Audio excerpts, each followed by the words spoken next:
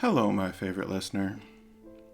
I see you found yourself back into the dark of the woods, a Rust Belt Studio production. This is episode 6, which really is episode 1 of a new arc. This kicks off our arc, The Hermit and the Pines, and this will go on for the next 5 episodes. You're kind of getting the rhythm now of how Into the Dark of the Woods works. Every 5 beats, we'll start a new arc. All of them are set in either the Upper Peninsula or the northern lower part of Michigan, but that's really all that links them together. There'll be some folklore mixed in, there'll be some real historic events mixed in, just kind of manipulated for our stories, because why not? And every Friday, with a couple of rare exceptions, you will find them wherever you find your favorite podcasts. Rust Belt Studios also brings you Mikey and the Garden Arch, as well as Engine of War. They are on Tuesdays and they alternate every other week. For now, settle in. The show is about to start.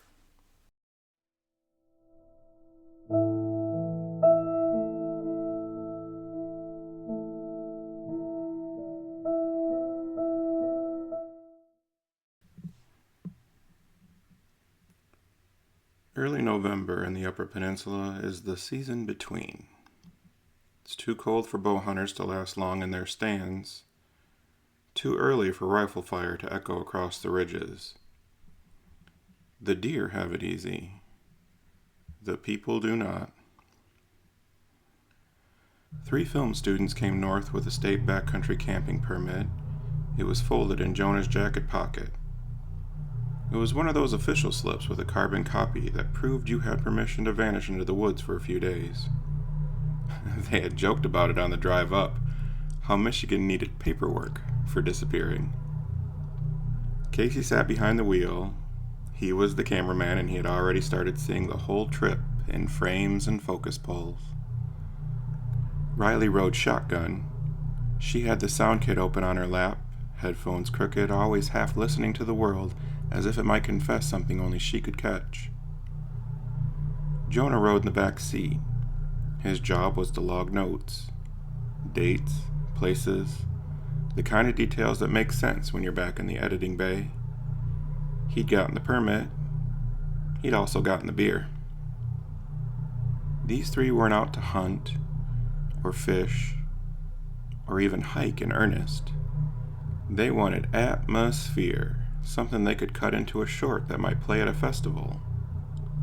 Old barns, shuttered motels, maybe a rusting snowmobile hidden under a tarp, and if they were lucky, and the woods allowed it, they might find a story. The drive north had already given them plenty to record.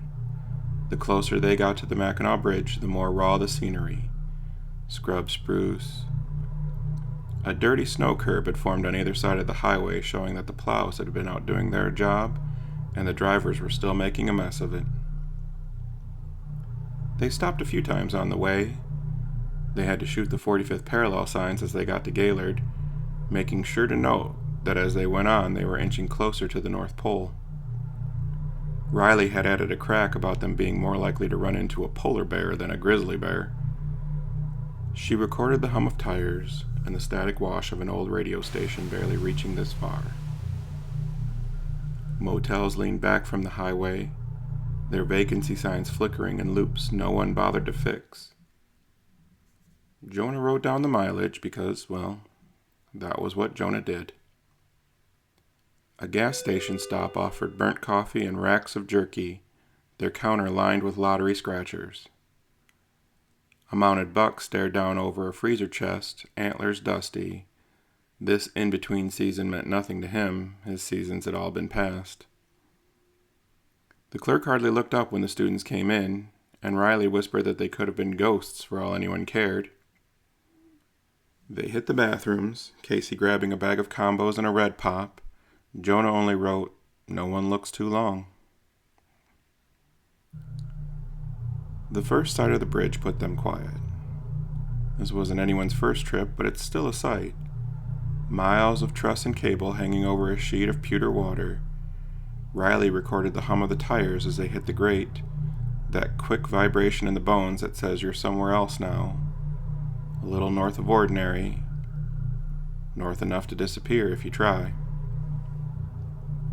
They passed a roadside stand boarded up for the season. Hand-painted signs promised pasties and smoked whitefish. The letters were weathered down to ghosts, and an old plow sat half buried beside a leaning shed, its blade rusted like a grin. By dusk, which November in northern Michigan translates to about 5 p.m., they rolled into Trout Lake. The water here lay like a sheet of gray tin, skimmed with ice at the edges. When the wind blew over that ice, it kicked up little funnel clouds of snow. When it hit the open water, it flattened waves before they could even begin to rise. A single bar leaned on the corner like it had been holding up the road for decades. The Bud Light sign buzzed faint blue in the window, sputtering when the wind hit the siding just right. Inside they found heat, the sound of pull tabs being torn and ice clinking in the bottom of glassware. The floor smelled of 100 winters, beer soaked into pine. Fryer grease clinging to cracks like a memory of 1,000 fish and potatoes long cooked. A neon clock ticked above the bar, half its numbers burned out, still advertising a brand of beer that hadn't been on tap in years. On the wall, curling posters promised snowmobile rallies long past, boat shows that had come and gone. The jukebox was unplugged, its chrome face dulled with dust. 2 mounted pike with cloudy eyes looked down from the walls like judges glaring down at the whole scene with disdain.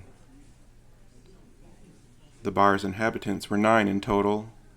6 men at the bar, 2 women at a table, and the bartender.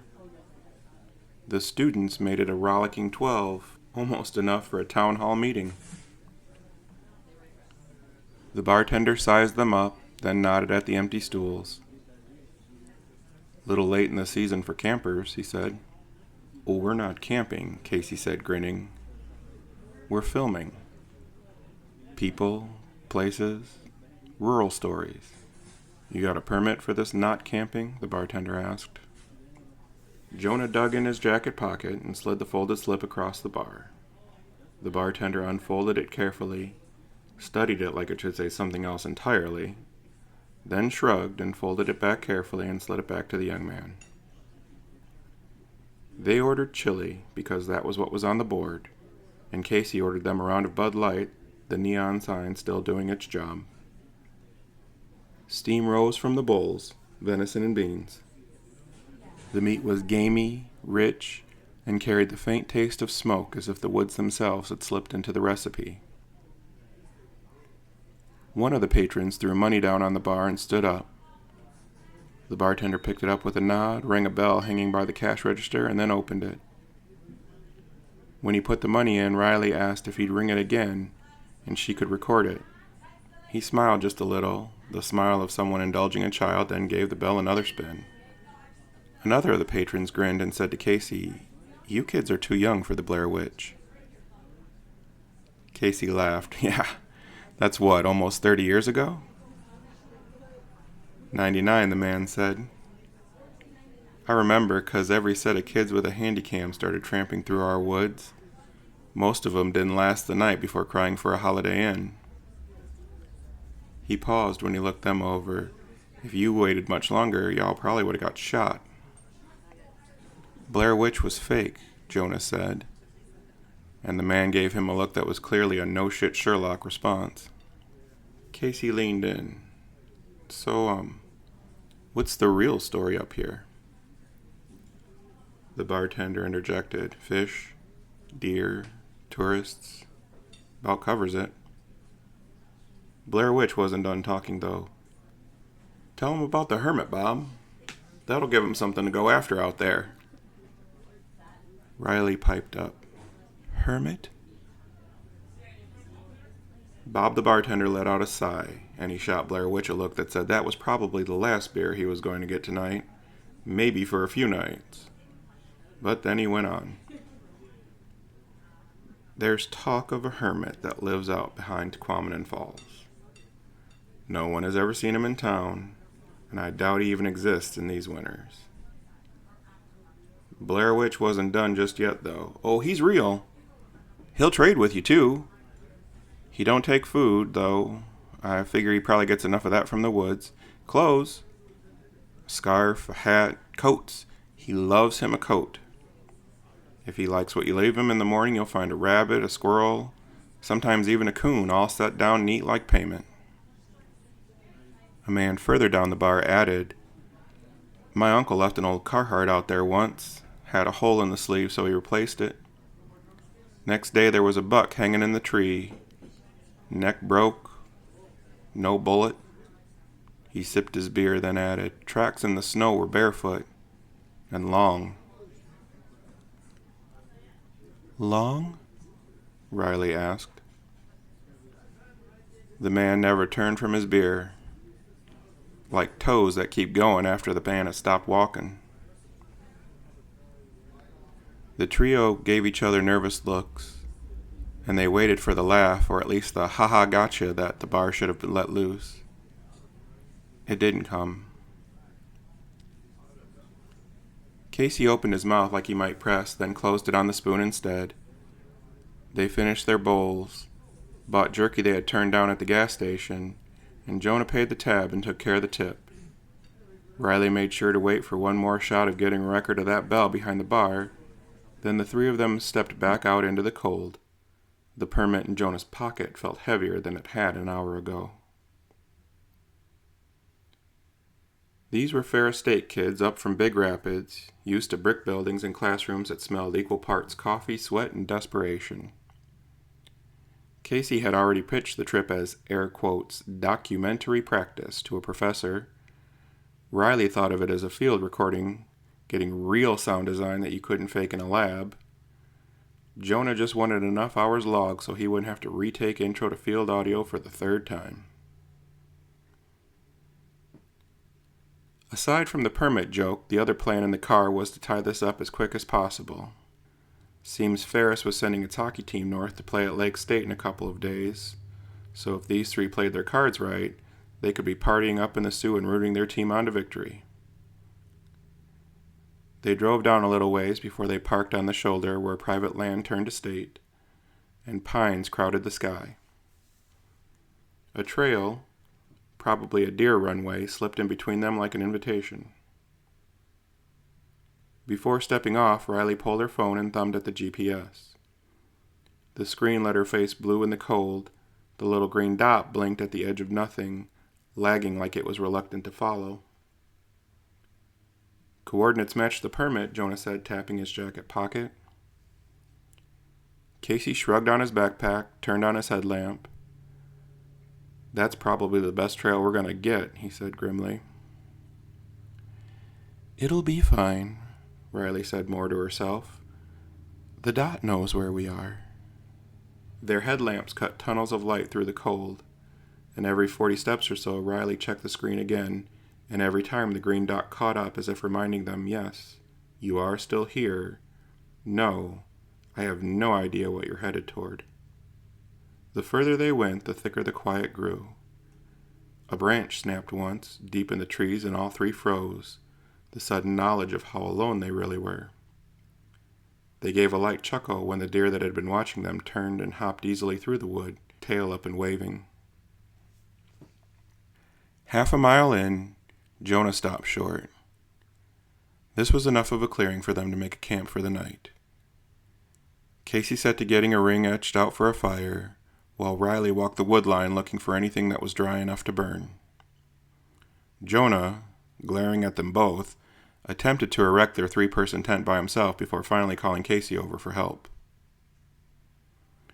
Riley was the one who called them. Guys, can you come over here and tell me what it is I'm looking at?" The snow in the woods was barely a dusting, but the print was clear. Heel, arch, toes. Human, maybe. Only the toes went too far, splayed, stretched like fingers at the end of a foot. "Barefoot?" Riley said softly. "In this weather? It's like 30 degrees. Casey crouched, took a glove off of one hand and threw it on the ground next to the print. The print was longer than his hand by half. "There's our story," he said excitedly. "Bigfoot, Hermit foot, big-footed hermit, I don't know, I don't care, whatever. This is gonna be great." The three drug a deadfall back to the camp, lit the fire, pulled out the alcohol they had brought with them, also and not ironically Bud Light, and told stories of classes, professors, and all things college. Casey roasted a marshmallow he dug from the bottom of his pack, and Riley told the story of a professor who insisted she re-record the sound of a hallway 10 separate times, claiming the 10th carried the ghosts of the room. Jonah muttered that all he wanted to do was pass. They laughed harder than the stories deserved, the woods catching their voice and throwing them back thin. Later, when sleep had claimed the tent, Jonah woke, the Bud Light making its return, and he unzipped the tent fly just enough to see the fire's last glow painting the snow. At the edge of that circle of light, something stood. A figure, still, head tilted slightly as if listening, and for all the world looking like the RCA dog. Jonah's eyes watered from the cold. He was trying to wipe them clear to make sure he was in fact seeing what he was seeing, when the figure took one step, soundlessly. Then it was gone, as if the dark had swallowed it whole. Morning came clear and sharp, and the sun made the frost burn white on every branch, and the creek they hadn't noticed in the dark found its voice, babbling away to let the world know it wasn't going to be frozen yet. On the log where they had sat the night before, something sat waiting for them. A rabbit, neck broken clean, still warm enough to steam. Jonah stared. Riley touched it to make sure it was real and not some hangover dream from the dark. Casey cursed low under his breath, then said, "That's a trade." Though none of them had left anything, and none of them were sure if they even wanted to.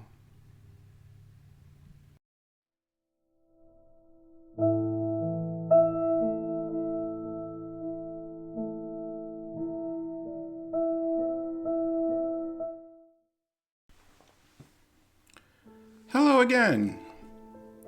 This concludes Into the Dark of the Woods Episode 6, or Hermit of the Pines Episode 1. Like I said before, you're kind of getting the rhythm of how these shows work. Every 5 beats we'll start another show, another arc, all set in the same setting. This show is narrated and written by Brian Foster and is a product of Rust Belt Studios. In the show notes below, you will find links to either Acast or Patreon, and either place you can support the show. Listening supports the show, but if you feel like you can give a little to help move the studio along faster, you can either kick us a tip via the Acast supporter feature, or you can join us on Patreon, where for $2, $5, or $9 you can access early ad-free episodes. You can access exclusives and one-offs. Or you can be a studio exec, making decisions as far as naming characters, what show we run next, all different kinds of things. Until next time, my favorite listener.